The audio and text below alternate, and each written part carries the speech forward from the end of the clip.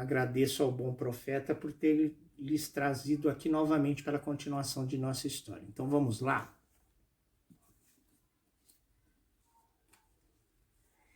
61ª noite. Senhor, disse o Calender, prosseguindo a sua história. O discurso destas belas princesas causou-me verdadeira dor. Não me esqueci de lhes manifestar que a sua ausência me daria muito desgosto e agradeci-lhes os bons avisos que me faziam. Prometi-lhes que me aproveitaria deles e que faria coisas ainda mais dificultosas para consolidar a felicidade de passar o resto dos meus dias com senhoras de tão raro mérito. Foram terníssimas as nossas despedidas. Abracei-as todas, uma por uma, partiram depois e fiquei só no castelo. O prazer da companhia, boa mesa, os concertos e os recreios de tal modo me haviam ocupado no decurso do ano, que não tiveram tempo nem desejo de ver as maravilhas que podiam encontrar-se neste palácio encantado. Nem sequer havia reparado em 1000 objetos admiráveis que tinha todos os dias à vista. Tão satisfeito estava da beleza das senhoras e da delícia de vê-las unicamente ocupadas do cuidado de agradar-me. Afligiu-me sensivelmente sua partida, e apesar de sua ausência ser de apenas 40 dias, parecia-me que ia passar um século sem elas. Tinha feito menção de não esquecer do aviso importante que me deram, de não abrir a porta do ouro. Porém, como a parte esta exceção, me era dado satisfazer a minha curiosidade. Tomei a primeira chave das outras portas que estavam em ordem. Abri a primeira e entrei num pomar, que me parece não há outro no universo que seja comparável. Não creio que a nossa religião nos promete depois da vida, depois da morte, possa excedê-lo. A simetria, o asseio, a disposição admirável das árvores, a abundância e a diversidade das frutas de 1000 espécies desconhecidas, a sua beleza, tudo arrebatava meus olhos. Não devo descuidar-me, senhora, de vos observar que este jardim delicioso era regado de um modo muito singular. Canos abertos com arte e proporção levavam água em abundância à raiz das árvores, que nela precisavam para lançar as suas primeiras folhas e frutos. Outros levavam menos aqueles cujas flores estavam convertidas em frutos. Outros ainda menos aqueles cujo fruto principiava a engrossar.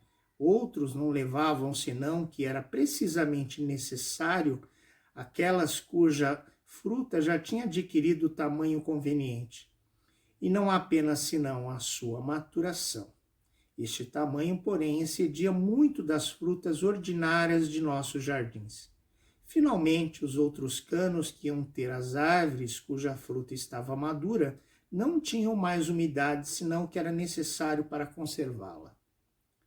Não podia cansar-me de examinar e de admirar tão belo sítio, e dele nunca teria saído se não conhecesse desde então maior ideia das outras coisas que me faltava ver.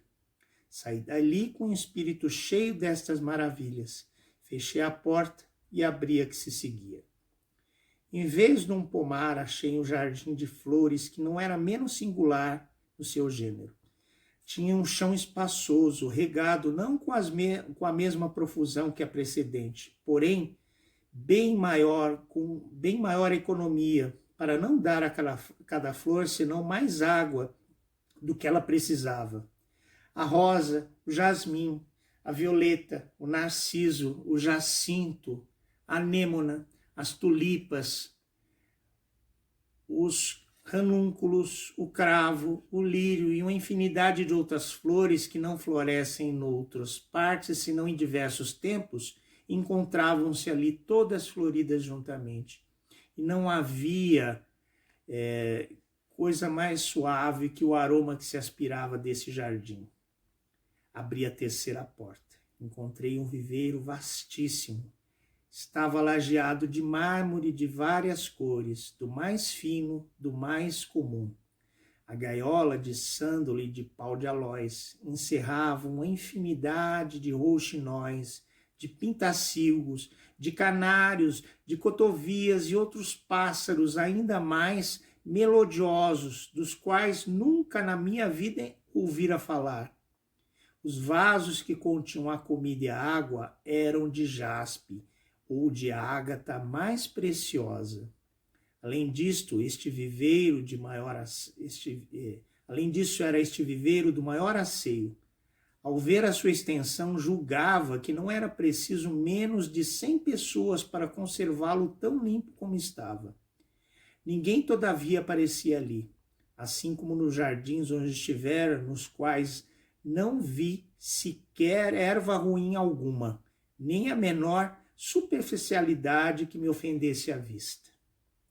Estava já o sol posto e retirei-me satisfeito do gorjeio desta multidão de pássaros que procuravam então empoleirar-se no lugar mais cômodo para gozar do descanso da noite.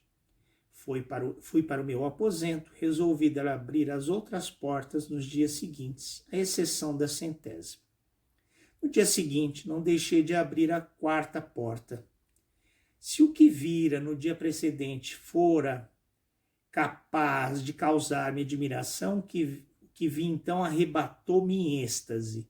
Pus o pé num grande pátio cercado de um edifício de arquitetura maravilhosa, cuja descrição não vos farei para evitar prolixidade.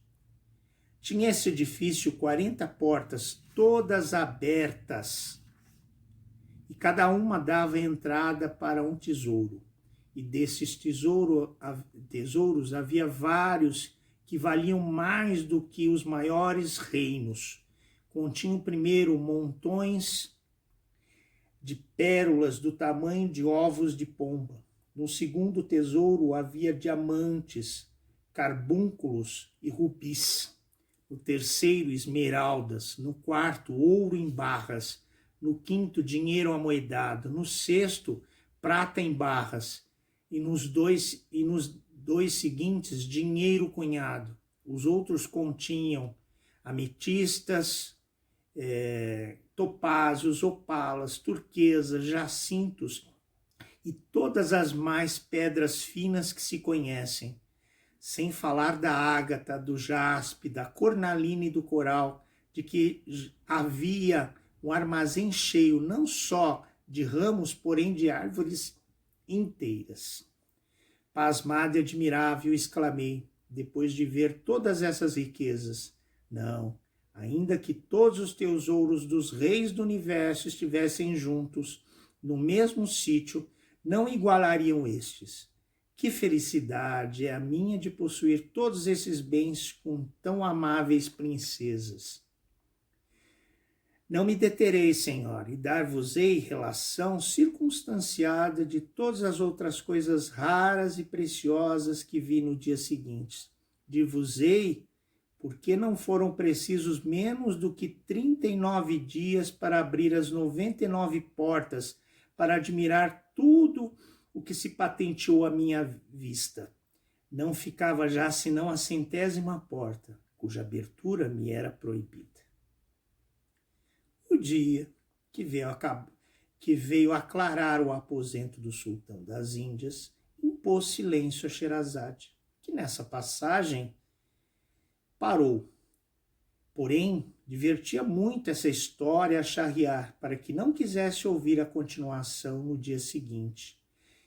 E assim ela ficou muda. Nossa, quantas maravilhas! Uma história mais maravilhosa do que outra. Será que ele ficará tentado a abrir a 100ª porta? Veremos na continuação dessa história amanhã. Agradeço muito a todos vocês. Alabei.